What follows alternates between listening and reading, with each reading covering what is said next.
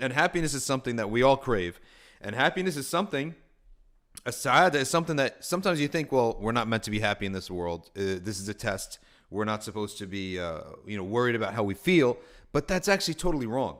And when it comes to happiness, the angel, when he writes down what we did in this life, or what we're going to do in this life, when he enters the womb and writes all our destiny down, the last thing that he writes is, Ashaqiyun am Sa'id, is that this angel writes down whether or not we are happy or we're going to be miserable.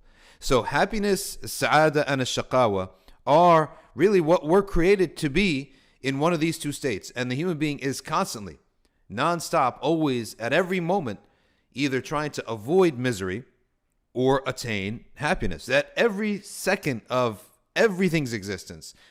The only difference is that between the mu'min and otherwise is who we trust on telling us what happiness is and how it's attained.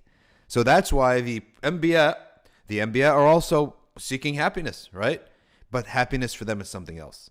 Happiness, they've understood and they've been taught by their Lord that happiness is being in line and in taslim, in submission to the divine will. There was once a famous Zahid.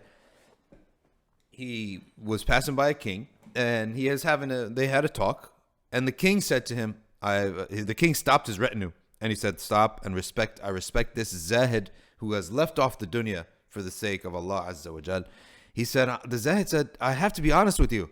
You are a bigger Zahid than me, because you're giving off akhirah. You're giving up the akhirah for the sake of the dunya. So your investment and your zuhud is greater than my zuhud.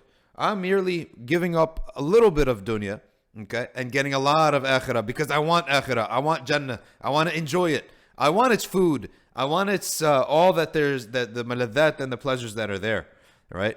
So zuhud, from this aspect, you have to understand what it is also the zuhad. He just understands life differently. He wants happiness too. So what is the point of all this? Is that the issue of happiness is not so much, okay, as the prophets have taught us, by acquisition. In fact, the acquisition of material things, it's more of a headache than anything else. Rather, the Anbiya have taught that happiness is actually by removal.